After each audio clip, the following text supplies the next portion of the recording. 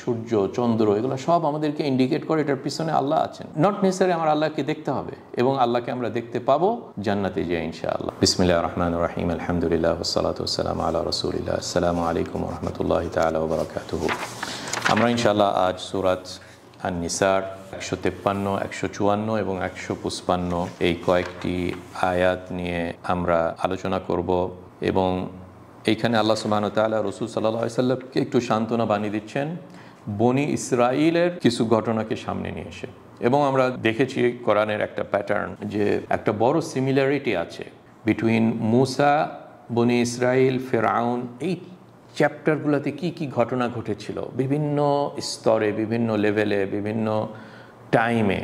মুসার সাথে ফেরাউনের একটা ঘটনা, তারপর ফেরাউনের ইস্যুটা শেষ হয়ে যাওয়ার পরে মুসার সাথে বনি ইসরাইলদের কি কি ঘটনা ঘটলো।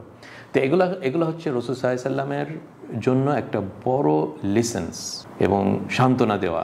এবং এগুলো থ্রুতে আল্লাহ সুবহানাহু ওয়া তাআলা রাসূল সাল্লাল্লাহু আলাইহি সাল্লামকে এবং আমাদেরকে বলছেন যে তোমরা হিস্ট্রি থেকে বেনিফিট পাও। এবং এটা থ্রুতে আল্লাহ সুবহানাহু ওয়া তাআলা বলছেন যে হিস্ট্রি রিপিটস।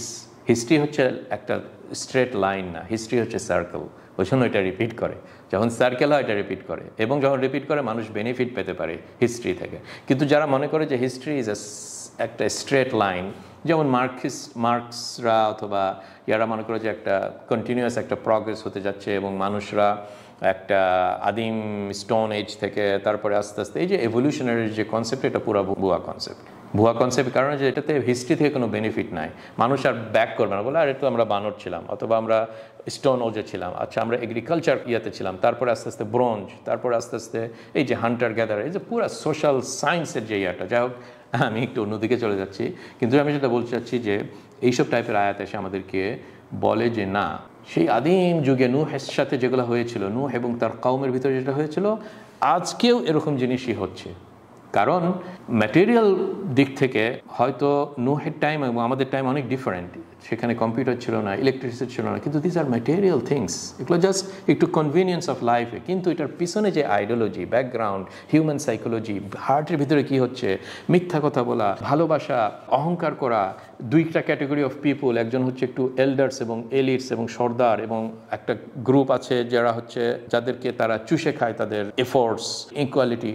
এগুলো যতই টাইম পার হোক না কেন, still it remains the same. শয়তান যদিও তাদের ওস্তাদ থাকে, সেই সময় এখনো সেম ওস্তাদটা আছে। এটাই হচ্ছে অ্যামেজিং পার্ট অফ দিস কোরআন। কাজেই ইটস জাস্ট অ্যান ইন্ট্রোডাকশন। আসুন আমরা 153, 54 এবং 55 আয়াতগুলা নিয়ে ফার্স্ট রিসাইড করি, তারপর এটা নিয়ে কিছু আলোচনা করি। আউযু বিল্লাহি মিনাশ শাইতানির রাজীম। ইয়াসআলুকা আহলুল কিতাবি আন তুনাজ্জিলা আলাইহিম কিতাবাম মিনাস সামাই ফাকাদ সাআলু মূসা আকবার মিন যালিকা ফাকালু আরিনা أرنا الله جهرة فأخذتهم الصاعقة بظلمهم ثم اتخذوا العجل من بعد ما جاءتهم البينات فعفونا عن ذلك وآتينا موسى سلطانا مبينا। ইয়াসআলুকা, হে নবী, আপনাকে তারা আস্ক করে। কারা আস্ক করে? আহলুল কিতাব, যাদেরকে কিতাব দেওয়া হয়েছিল, ইহুদিরা বেসিক্যালি আস্ক করে আপনাকে, আন তুনাজ্জিলা আলাইহিম, তাদের উপরে আপনি নাজিল করেন, কিতাবাম মিনাস সামা, সামা থেকে, আসমান থেকে একটা কিতাব। যেমন তাওরাতকে আল্লাহ নাজিল করেছিল মুসার উপরে, ইহুদিরা চেয়েছিল হে মুহাম্মদ আপনি আমাদের উপরে একটা বই নাজিল করেন। তা আল্লাহ বলছেন ফাকাদ সাআলু মূসা আকবার মিন যালিক, তারা সাআলু মূসা, মূসাকে তারা কোশ্চেন করেছিল আপনার আগে, আকবার মিন যালিকা, এটার থেকে আরও বেশি খারাপ জিনিস, আরও বেশি বড় জিনিস, আকবার মিন যালিক। কী জিনিসটা তারা আস করেছিল? ফাকালু আরিনাল্লাহ জাহরা, তারা মূসাকে বলেছিল ইহুদিরা, আরিনাল্লাহ জাহরাতান, আমাদেরকে হে নবী মূসা আল্লাহকে জাহরাতান, প্রকাশ্যে আমাদের সামনে দেখান। তো এটা নিয়ে আমরা আলোচনা করেছিলাম আগেও সূরা বাকারাতে, যে তারা বেয়াদবি স্বরূপ বলেছিল যে আমরা আল্লাহকে দেখতে চাই। তো কি হয়েছিল? ফাআখাযাতহুমুস সাইকা, তাদেরকে একটা সাইকা এসে আখাদা করেছিল, মানে তাদেরকে ধরেছিল, পাকড়াও করেছিল। এবং সাইকা মানে হচ্ছে একটা বিদ্যুৎ বা বজ্রপাত, মানে একটা সাউন্ড, বিকট সাউন্ড, যেটার কারণে তারা সবাই মারা গিয়েছিল। ফাআখাযাতহুমুস সাইকা, এবং এটা কি জন্য তাদেরকে সায়কাটা হলো? বেজুলমিহিম, তাদের জুলমের কারণে, তাদের এই বেয়াদবির কারণে, তাদের এরকম টাইপের আপত্তিকর প্রশ্ন করার কারণে তাদেরকে আল্লাহ সুবহানাহু ওয়া তাআলা এই সায়কার থ্রুতে পানিশমেন্ট দিয়েছিলেন। তারপর কি তারা শুধরে গেল? না। সুম্মা তাখাদুল ইজলা মিন বা'দি, তারপরে তারা কি করলো? তারা গ্রহণ করলো একটা ইজল, বাছুর, মিন বা'দি মা জাআতহুমুল বায়িনাত, প্রকাশ্য প্রমাণ, বায়িনাত প্রকাশ্য প্রমাণ তাদের সামনে, চোখের সামনে আসার পরেও তারা আবার এইসবের পরে ইত্তাখাদুল ইজল করলো, তারা একটা বাছুরকে পূজা করলো, বললো এটাই আমাদের ইলাহ।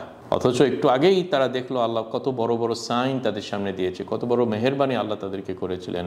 যেমন তাদের এনিমি ফিরআউনকে পানিতে ডুবিয়ে মেরে ফেললেন তাদের চোখের সামনে, তারা বেঁচে গেল। এইসব বায়িনাত, জাআতুমুল বায়িনাত। কিন্তু তাও আল্লাহ মেহেরবানি, ফাআফাউনা আন যালিক, এত কিছু করার পরেও আফাউনা, আমি মাফ করে দিলাম, আন যালিকা, এইসব ত্রুটিগুলো আমি মাফ করে দিলাম।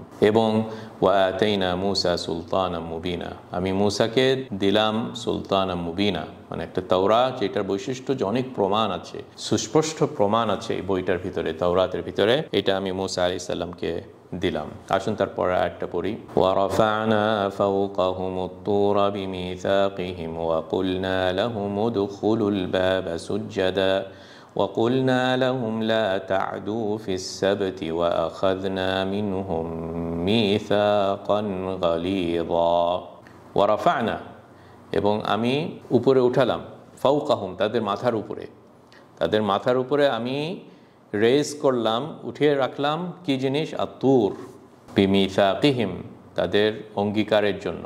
মানে আল্লাহ সুবহানাহু ওয়া তাআলা একটা বড় পাহাড় তুর, সেটা নিয়ে এসে তাদের মাথার উপরে দিয়েছে, এখন আমি ফেলে দিচ্ছি, তোমরা গ্রহণ করো আমার অঙ্গীকারগুলা। আল্লাহ সুবহানাহু ওয়া তাআলার ইনস্ট্রাকশন যেগুলো আছে তাওরাতে, এগুলো তোমরা গ্রহণ করো, না হলে আমি ফেলে দেব। এরকম আল্লাহ সুবহানাহু ওয়া তাআলা করেছিলেন। ওয়া কুলনা লাহুম, এবং তাদেরকে আমি বললাম, মানে ইহুদিদেরকে আল্লাহ সুবহানাহু ওয়া তাআলা বলেছিলেন, উদখুলুল বাবা সুজ্জাদান, এই শহরটাতে তোমরা সেজদা স্বরূপ ঢুকো, নম্রভাবে সেজদা করে তোমরা এই শহরটাতে ঢুকো। কিন্তু তারা এটা করেনি, যেটা ডিটেলস সূরা বাকারাতে এসেছে এবং আরও ডিটেলস আমরা পাবো সূরা আল আরাফে, যে এই ছোট্ট একটা ইনস্ট্রাকশন যে জাস্ট শহরে ঢোকার সময় নম্রভাবে হেত্তা বলে এই শহরটাতে ঢুকো।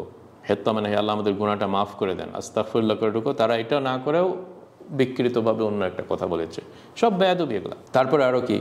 ওয়াকুলনা লাহুম লা তা'দু ফিস সাবত, এবং তাদেরকে আমি বলেছিলাম তোমরা সাবত, শনিবারে তোমরা তা'দু করো না, সীমা লঙ্ঘন করো না। কারণ ওই দিনে তারা একটা গ্রাম বা শহর যেটা পাশে পানি ছিল, এবং শনিবারে মাছ আসতো, কিন্তু শনিবারে তাদের ইবাদতটা কি? আল্লাহর ইনস্ট্রাকশন যে শনিবারে মাছ মারা নিষেধ, তো তারা ওই কাজটাই করেছিল। শনিবারেই তারা ট্রিক করে, আল্লাহর সাথে ট্রিক করে এই তা'দু করলো, সীমা লঙ্ঘন করলো। এবং এটা ডিটেলসও আমরা কিছুটা শুনে এসেছি সূরা বাকারাতে, এবং আরও বেশি ডিটেলস আমরা ইনশাআল্লাহ সূরা আল আরাফে এগুলো পড়বো। ওয়া আখাযনা মিনহুম মিসাকান গালিযা, এবং আমি খুব গালিদ, সুদীর্ঘ মিসাক, অঙ্গীকার তাদের কাছ থেকে আমি নিয়েছিলাম। প্রতিশ্রুতি এবং অঙ্গীকার আল্লাহ সুবহানাহু ওয়া তাআলা বনী ইসরাঈলদের কাছ থেকে নিয়েছিলেন। এগুলো সব কিছু করেও কোনো লাভ নাই। তা আল্লাহ বলছেন আর পরের আয়াতে, এটা বলে আমরা শেষ করি 155, ফাবিমা নাকদিহিম মিসাকাহুম ওয়া কুফরিহিম বিআয়াতিল্লাহি ওয়া ক্বাতলিহিমুল আনবিয়া বিগাইরি হক وقتلهم الأنبياء بغير حق وقولهم قلوبنا غلف بل طبع الله عليها بكفرهم فلا يؤمنون إلا قليلا فبما نقضهم ميثاقهم, তাদের এই যে অঙ্গীকার আল্লাহ নিয়েছিলেন এটাকে তারা নাকদ করে দিল, ভেঙে দিল। এই অঙ্গীকারগুলোকে তারা ভেঙে দিল, এইটার কারণে ওয়া কুফরিহিম বিআয়াতিল্লাহ, এবং আল্লাহর এত সুন্দর সুন্দর নিদর্শনগুলোকে অস্বীকার করার কারণে, এত ক্লিয়ার নিদর্শনগুলোকে অস্বীকার করার কারণে। এবং শুধু এটাই না, ওয়া কাতলিহিমুল আম্বিয়া বিগাইরি হক, অন্যায়ভাবে, হক বেগাইরে হক মানে অন্যায়ভাবে, কোনো হক ছাড়াই আম্বিয়াগণকে তারা কাতিল করেছিল, মেরে ফেলেছিল। তার মানে নবীগণ যেই সত্যিটা নিয়ে এসেছে ওই সত্যিটাকেও তারা অস্বীকার করেছে, এবং যে মেসেঞ্জার যে সত্যিটা নিয়েছে তাকেও তারা মেরে ফেলেছে। মানে একবারে সবচেয়ে টপ লেভেল অফ কুফরি এগুলা, বেগাইরে হক। এবং তারা কি বললো? ওয়াকাউলিহিম কুলুবুনা গুলফ, এবং তারা বলল আমাদের কলবগুলা গুলফ মানে এটা নিয়ে একটু আলোচনা করব। দুইটা মানে হতে পারে, কিন্তু একটা মানে হতে পারে যে আমাদের হার্টটা একবারে সিল মারা হয়েছে, বন্ধ, এখানে আর কিছু ঢুকবে না। আবার আরেকটা মানে হতে পারে যে আমাদের সব কিছুই আছে আর আমাদের আর দরকার নাই, হে মুহাম্মদ আপনার এক্সট্রা কিছু দরকার নেই, আমাদের কাছে তাওরাত আছে, আমরা তো অনেক জ্ঞানী, আপনি আবার এসে আমাদের হার্টের ভিতরে আর নতুন কি অ্যাড করবেন। এই যে এইসব টাইপের অহংকার, বেয়াদবি, কুফরি, এগুলো সব লিস্ট আমরা দেখলাম এইসব আয়াতে। তা আল্লাহ সুবহানাহু ওয়া তাআলা বলছেন বাল তাবা আল্লাহু আলাইহা বিকুফরিহিম, বরং আল্লাহ সুবহানাহু ওয়া তাআলা তাদের হার্টের উপরে ছিল মেরে দিয়েছে, মোহর মেরে দিয়েছে। কি কারণে? অন্যায়ভাবে, কি জুলুম করে, কি না, বিকুফরিহিম। এই যে আমরা দেখলাম কত লিস্ট অফ কুফর, এইসব করতে করতে করতে একটা টাইম এসে গেছে যে প্রত্যেকবার চান্স দিলেও লাভ হচ্ছে না। তা আল্লাহ সুবহানাহু ওয়া তাআলা শেষে এটাকে তাবা করে দিয়েছেন। ওই জন্য হে নবী, আপনি মন খারাপ করেন না।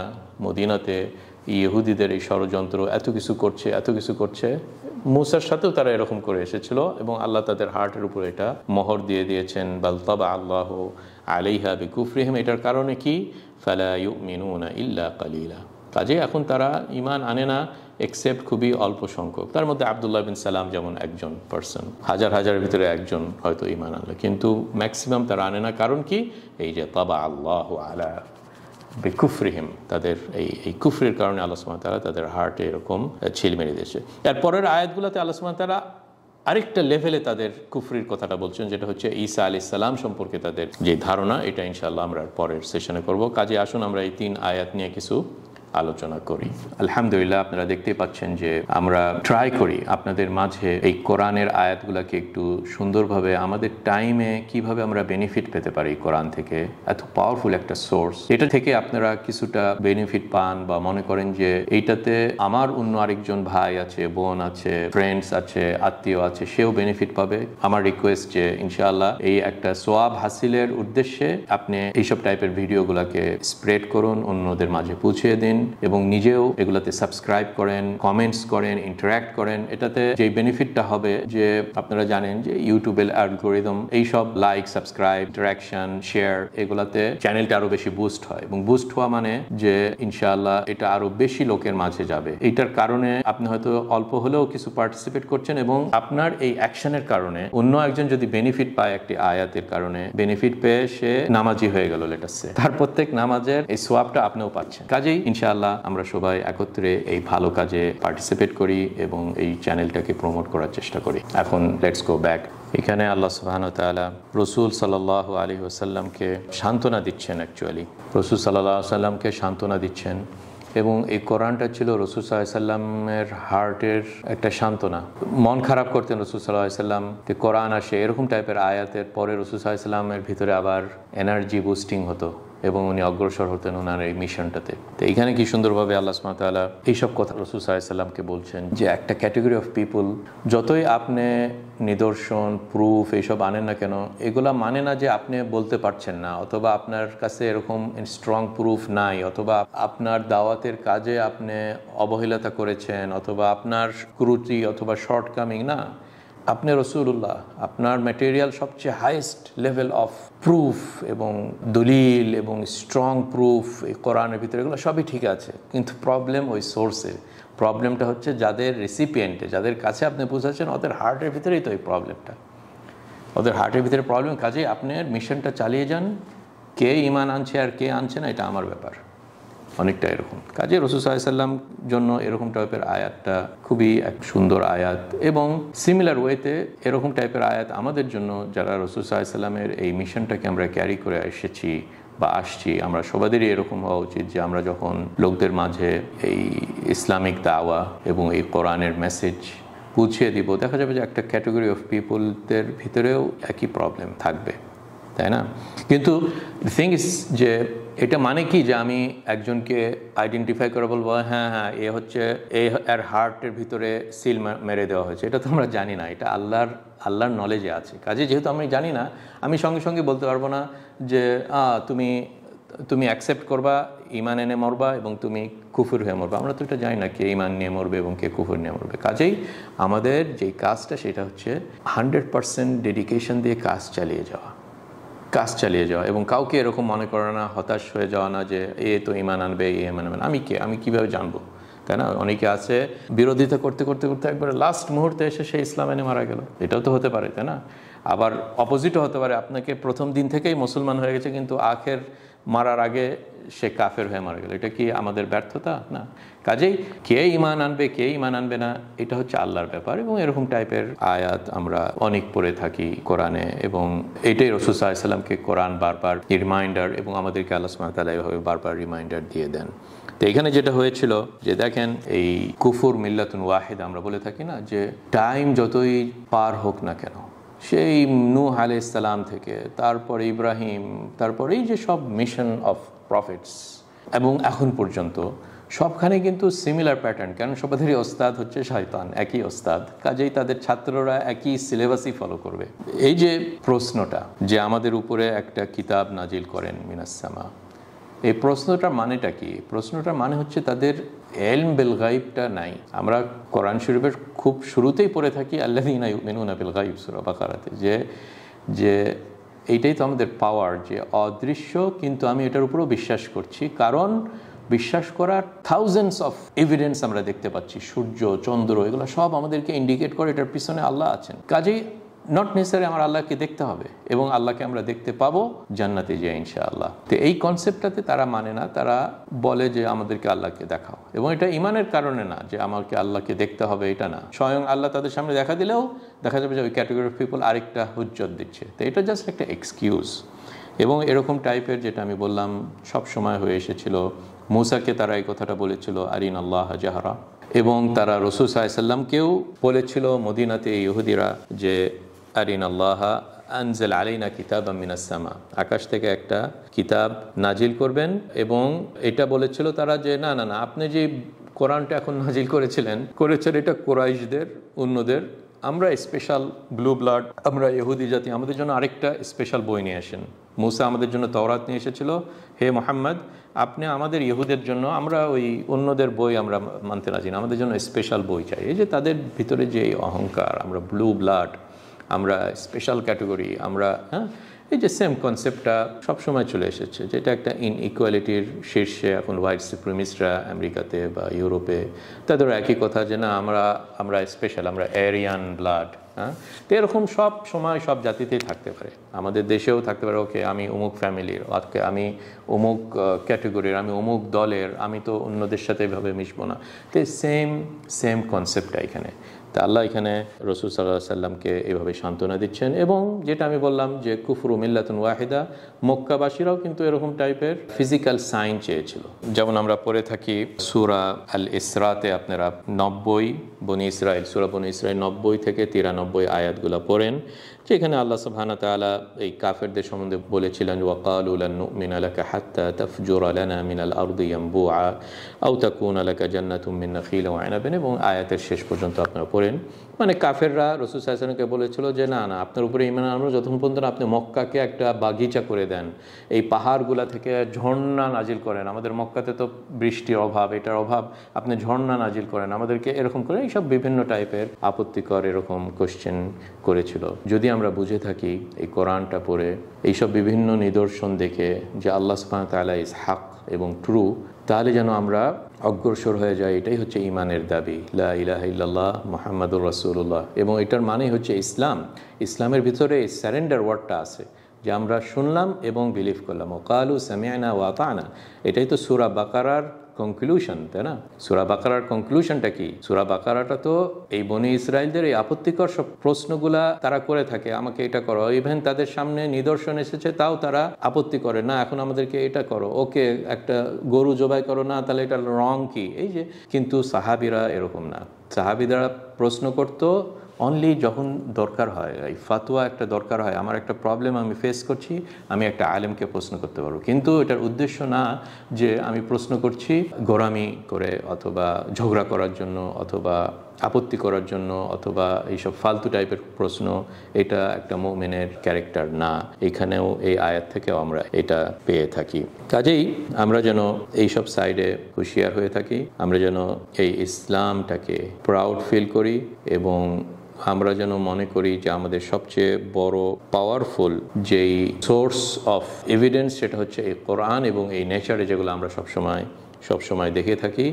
এবং আসলে সত্যি জানতে হলে মানুষের এরকম হাজার হাজার নিদর্শন দরকার হয় না, একটাতেই যদি পাওয়ারফুল হয়ে থাকে খালাস আলহামদুলিল্লাহ। কাজেই এই সব জিনিসগুলো যেন আমরা লক্ষ্য করি। আনফর্চুনেটলি রাসূল সাল্লাল্লাহু আলাইহি ওয়াসাল্লাম নিজেই তো বলেছিলেন যে আমরা বনি ইসরাইলদেরকে, হে উম্মতে মুহাম্মদ, তোমাদের ভিতরে একটা গ্রুপ আসবে যারা বনি ইসরাইলকে সব কিছুতেই ফলো করবে। তো এখন আনফর্চুনেটলি এইসব টাইপের জিনিসেও দেখা যায় যে অনেকে আছে বনি ইসরাইলকে ফলো করে এবং এইসব আপত্তিকর প্রশ্ন করে, বেয়াদবি টাইপের প্রশ্ন করে এবং হকটাকে তারা ঢেকে রাখার চেষ্টা করে।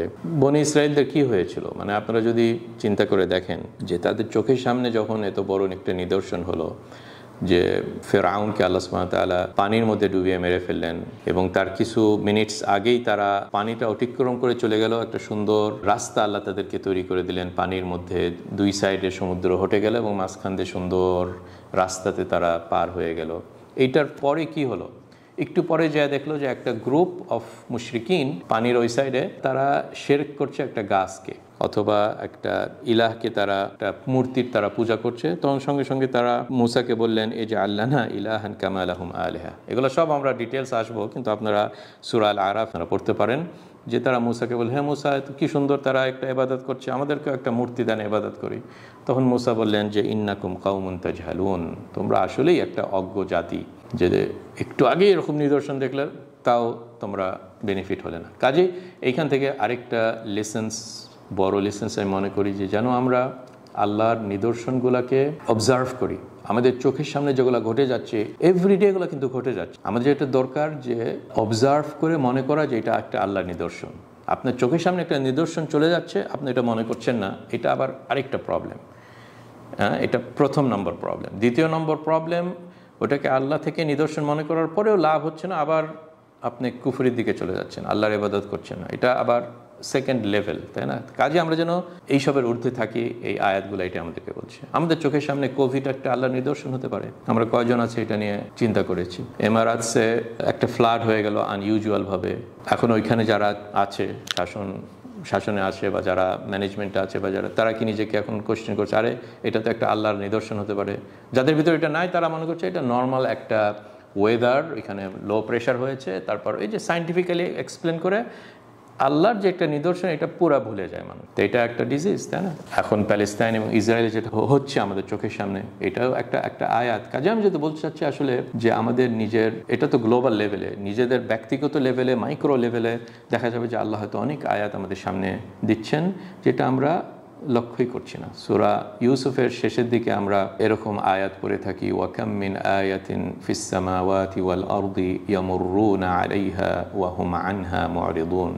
এই আসমান জমিনে তাদের চোখের সামনে এভরিডে এরকম কত আয়াত, তারা ওইটার পাশ দিয়ে চলে যাচ্ছে কিন্তু মুরিদুন, ইভেন তারা এটা মনেও করছে না যে আল্লাহর আয়াত।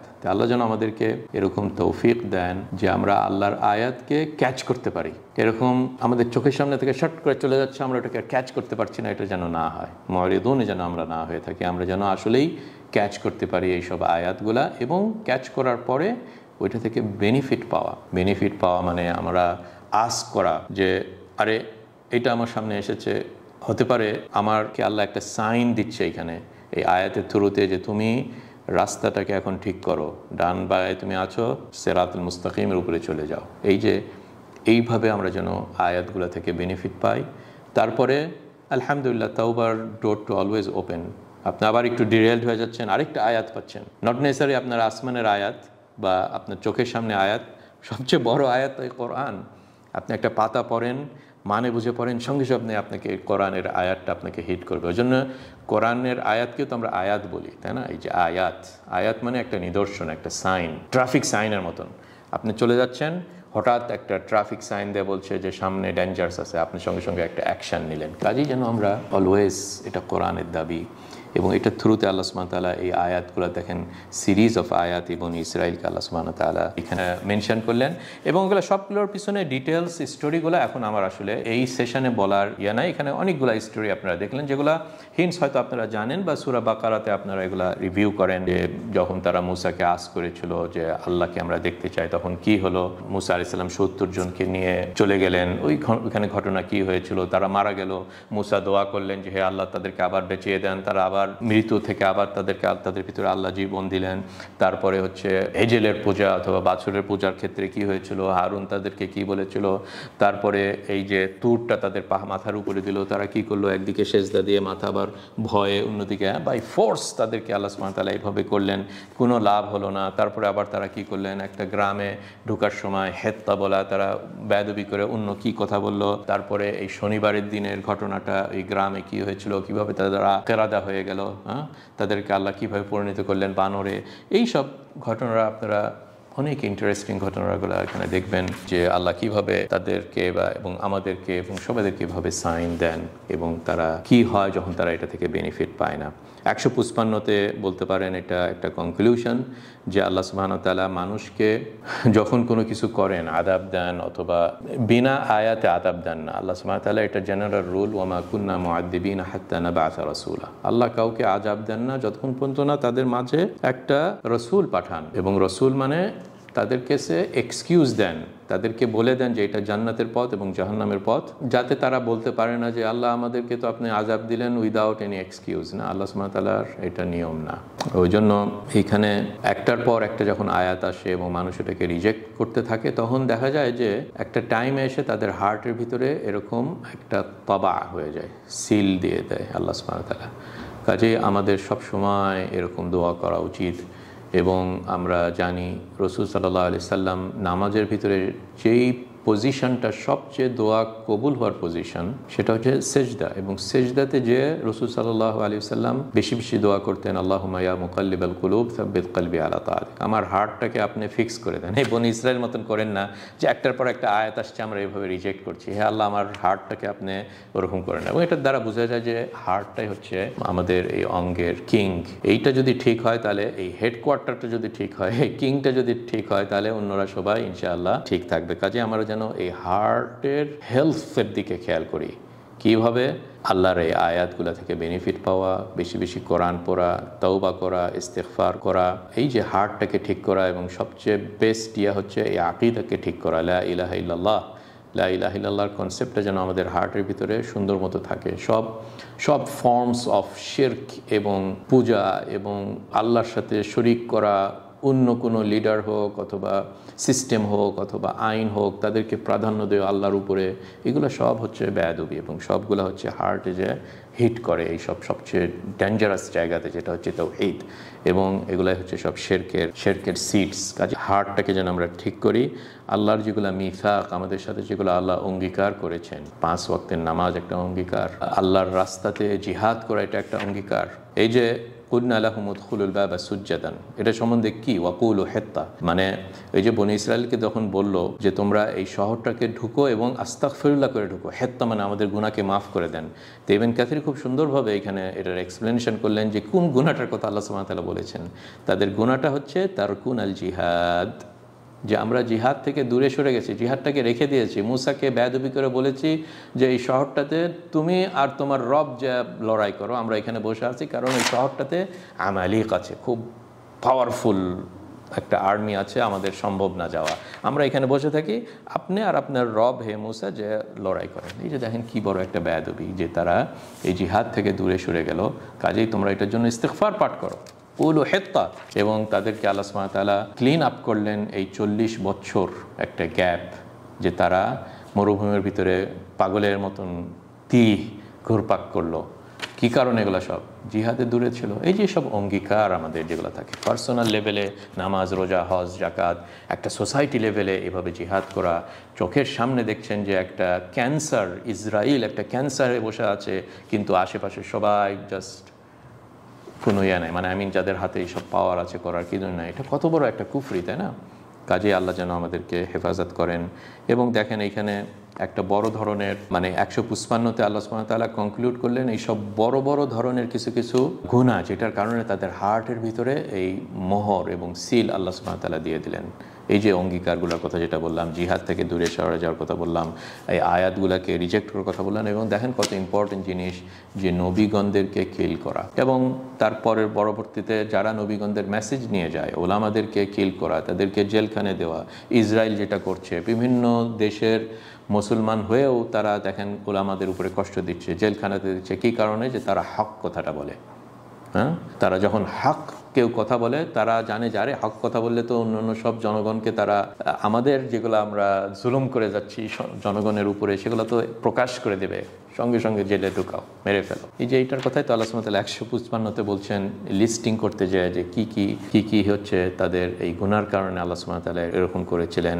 ফালা ইউমিনুনা ইল্লা কালিলা, আল্লাহ যেন আমাদেরকে হেফাজত করেন এবং এই উম্মতটাকে যেন আল্লাহ সুবহানাহু ওয়া তাআলা সঠিক পথের উপরে নিয়ে আসেন এবং আমরা যেন আবার ব্যাক করি সেই সব জিহাদের রাস্তা এবং এই সব রাস্তা যে রাস্তাটাতে অবলম্বন করেছিলেন রাসূল সাল্লাল্লাহু আলাইহি ওয়াসাল্লামের সাহাবীগণ আবু বকর, ওমর, উসমান, আলী এবং তার পরবর্তীতে খুলাফা রাশিদিন বা খুলাফাগণ, যেটার কারণে ইসলামটা স্প্রেড করেছিল। কাফেররা তখন আর এরকম মাথা উঁচা করে করতে পারেনি এবং এটার কারণেই আমরা এই মুসলমানরা পুরা ওয়ার্ল্ডকে একটা সুন্দর সিভিলাইজেশন দেখিয়ে গিয়েছিল, যেখানে প্রগ্রেস এবং development not only in the religious ফ্রন্টে বাট আপনার mathematics, physics, chemistry, biology, medical science, economics সব ক্ষেত্রেই এটার প্রকাশ পেয়েছিল যখন আমরা এই ওয়াহির মেসেজটাকে রেসপেক্ট করি এবং ফলো করি।